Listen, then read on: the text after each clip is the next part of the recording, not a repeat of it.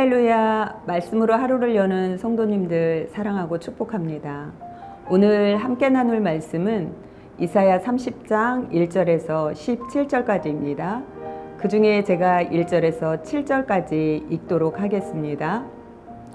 여호와께서 이르시되 패역한 자식들은 화 있을진저 그들이 계교를 베푸니 나로 말미암지 아니하며 맹약을 맺으나 나의 영으로 말미암지 아니하고 죄에 죄를 더하도다. 그들이 바로의 세력 안에서 스스로 강하려 하며 애굽의 그늘에 피하려 하여 애굽으로 내려갔으되 나의 입에 묻지 아니하였도다. 그러므로 바로의 세력이 너희의 수치가 되며 애굽의 그늘에 피함이 너희의 수욕이 될 것이라.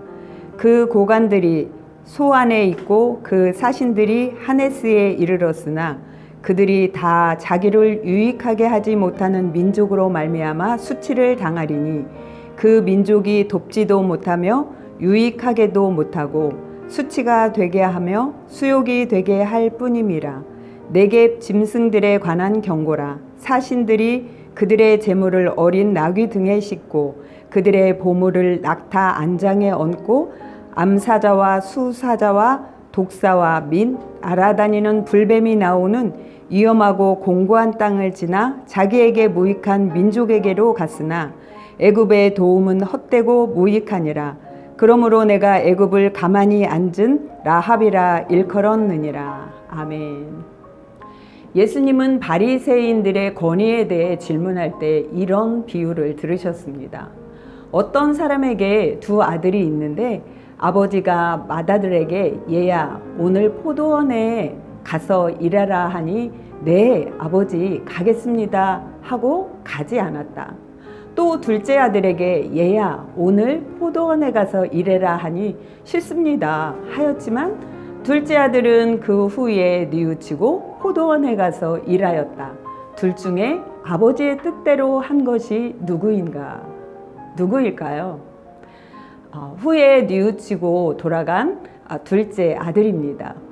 이스라엘 백성은 자신들을 애굽에서 구원하여 주신 여호와 하나님만 의지하여야 했습니다.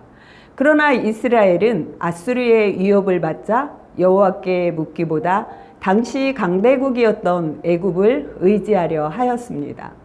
이스라엘은 애굽에 내려가기 전에 먼저 여호와 하나님께 어떻게 이 난국을 헤쳐 나아가야 할지, 이 난국을 통해 이루려는 하나님의 뜻이 무엇인지 여쭈어 보아야 했습니다.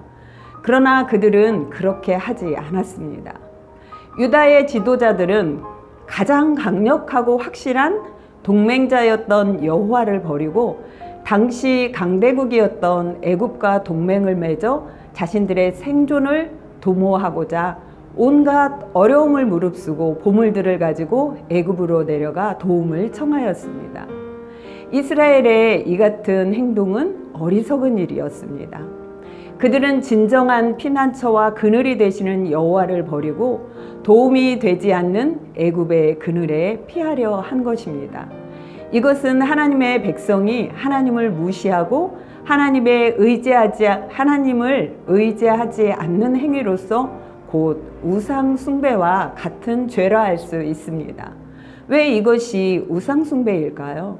하나님보다 애굽을 더 의지하였기 때문입니다. 우상 숭배란 하나님보다 더 의지하는 것이 우상 숭배입니다. 이스라엘은 하나님을 믿지 못하니 강대국이었던 애굽의 보물을 들고 애굽의 그늘에 피하려 하였던 것입니다. 이스라엘의 이 같은 행동을 여호와께서 선지자들을 통하여 경고하셨지만 이스라엘 백성들은 듣지 않았습니다. 오히려 바른 말하는 선지자에게 우리에게 바른 말을 하지 말고 우리가 듣기 좋은 부드럽고 거짓된 말을 하라고 청합니다. 그들은 여호와의 가르침을 거절하였고 어리석었고 무지하였으며 죄를 짓기에 빨랐습니다. 그러한 이스라엘 백성의 심판은 불가피한 일입니다. 아무리 여호와께서 선지자를 통하여 경고를 해도 듣지 않자 그들의 행위를 하나님께서 선지자에게 기록하라 말씀하십니다.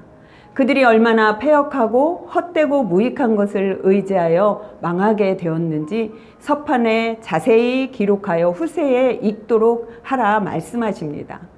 이스라엘의 멸망은 결코 하나님의 무능력이 아니라 그들의 죄악 때문임을 기록하라 말씀하신 것입니다. 이와 같이 과거의 이스라엘 백성의 어리석음과 잘못을 기록하게 하신 것은 그들의 어리석음을 교훈 삼아 다시 그와 같은 어리석음을 반복하지 말라는 하나님의 배려일 것입니다. 이스라엘 백성이 구원 얻는 길은 오직 하나님만 의지하는 일이었습니다. 오늘의 이스라엘 백성의 어리석음을 보면서 우리도 동일한 어리석음을 행하고 있지는 않을까요? 우리도 동일한 어리석음을 범하지 않도록 말씀에 늘 민감하기를 원합니다. 그리하여 인생을 살아가면서 우리가 만나는 어려움을 당하게 될 때 하나님께 여쭈어 보고 이 어려움을 통하여 하나님께서 내게 하시고자 하시는 일이 무엇인지 주께 기도하기 원합니다. 우리가 어려운 일을 당할 때 피하기만 급급하지 않도록 늘 주의하며 하나님의 뜻을 엿듣는 우리가 되기를 소원합니다. 나를 사랑하는 자가 나의 계명을 지킨다는 예수님의 말씀처럼 또 오늘 예수님이 권위에 대하여 비유하셨던 또 순종하였던 둘째 아들과 같이 아버지의 말씀에 순종하는 우리 모두가 되기를 축복합니다. 기도하겠습니다. 할렐루야. 하나님 감사합니다. 주님이 나의 하나님이라 또 구원자라 고백하면서 그렇게 우리의 마음 깊은 곳에서 하나님을 의지하지 못한 때는 없었습니까? 성령께서 밝게 알려주시어 주님만 의지하며 나아가도록 주님 저희들을 도우시기를 간절히 원합니다. 그리하여 주님을 기뻐하며 즐거워하며 주님을 경외하는 우리가 될 수 있도록 도와주시옵소서. 주님만 의지할 수 있도록 도와주옵소서. 예수님 이름으로 기도합니다. 아멘. 오늘 이 말씀을 준비하면서 찬송가 290장 우리는 늘 주님을 배반하나 라는 찬송가를 기억했습니다. 우리가 주님을 사랑한다고 하면서 행위로는 하나님을 배반하는 일이 없도록 이 찬양과 함께 오늘 이 하루를 시작하기 원합니다.